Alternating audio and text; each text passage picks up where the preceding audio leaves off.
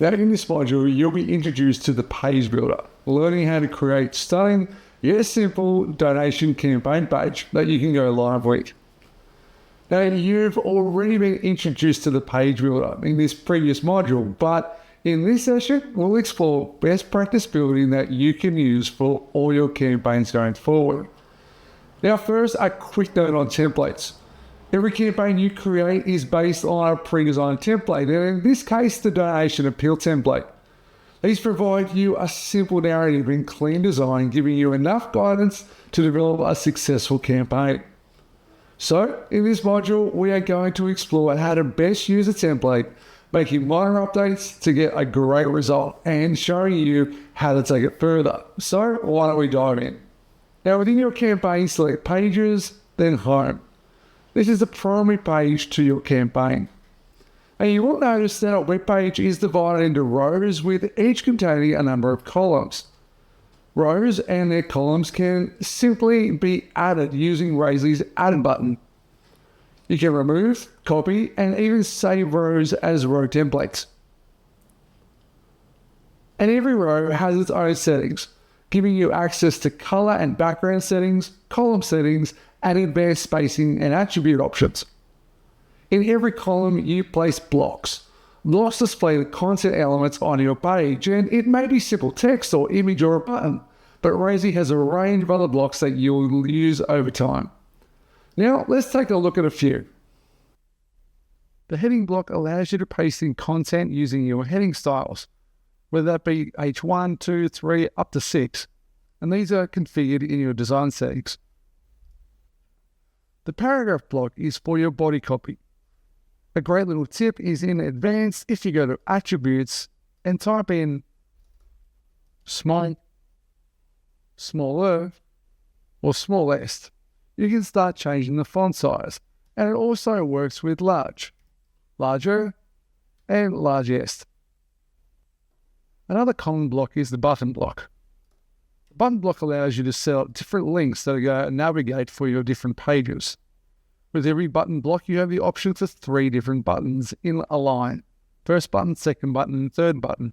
If you simply want to remove one of the buttons, you just need to remove the button text and it's gone.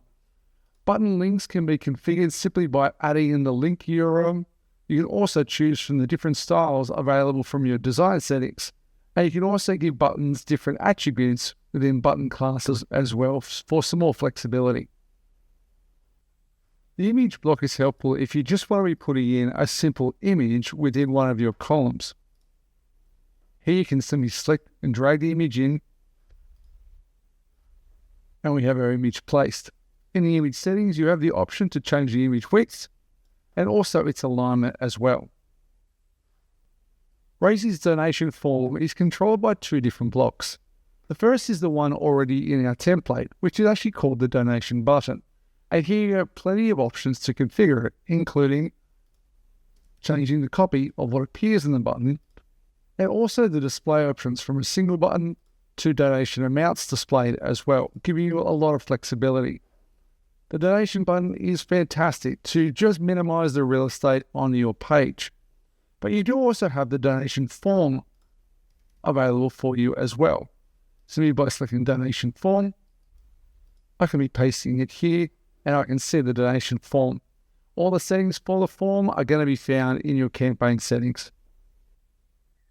Another really helpful block is called the feed block. This allows you to set up short previews of content and supply links, if you like, to different areas too. Simply by adding in new feed items with a heading, description, image, and also the links available here, give you a lot of flexibility. And finally, one of the most common blocks to use is the accordion block. This allows you to set up content but in a minimal real estate, giving you expandable options for each of the content blocks. Here we have an accordion item, and you can add multiple of these that will keep stacking upon one another. Now, other common blocks to use include the sign-up form and ticket form, progress bar, gallery, leaderboard, logos, and more, and over time you will know them all. Now let me show you the quick and effective way to create your campaigns page using the Templates Foundation. First, we're going to focus on copy changes. The template provides you a good framework as to the amount of content you may need, and keeping it concise is key to good user engagement. I've used ChatGPT to develop some new copy for me, focusing on wombat awareness. This can be a great way to start, giving you a quick copy that you can refine further. To go ahead and let's make these changes.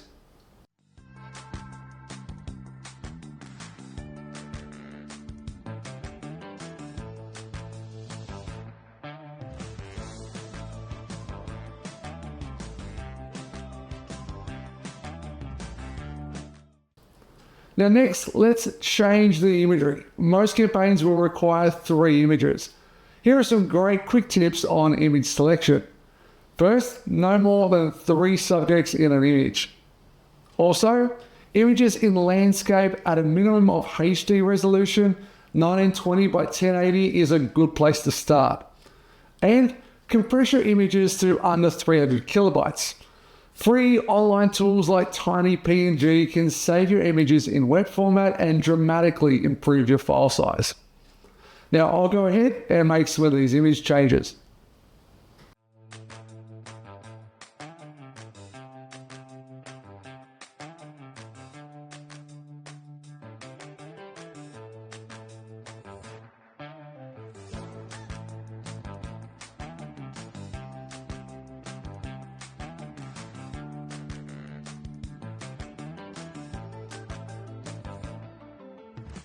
Now we're sticking to the template. You have a great result in minimal time, and not only it displays great on mobile, but also on desktop and tablet.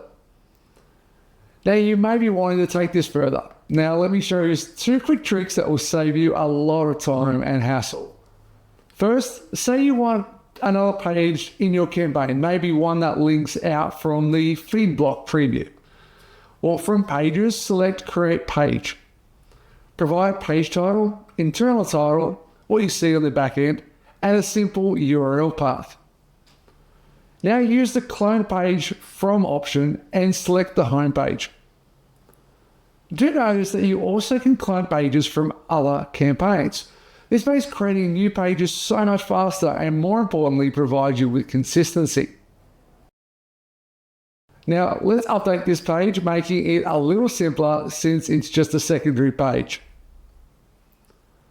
The other great tip is to save row templates. On all rows, you have the save icon where you can give the row a name and save it to your campaign's template library. This then allows you to copy that row to any page you wish, again ensuring design consistency across your site. Now we've just dipped our toe into the page builder, and there's just so much more to learn, but getting up a great landing page to start can be simple. Head to this module's task below and use the helpers to learn more. In our next module, we'll look at how you can take your campaign live.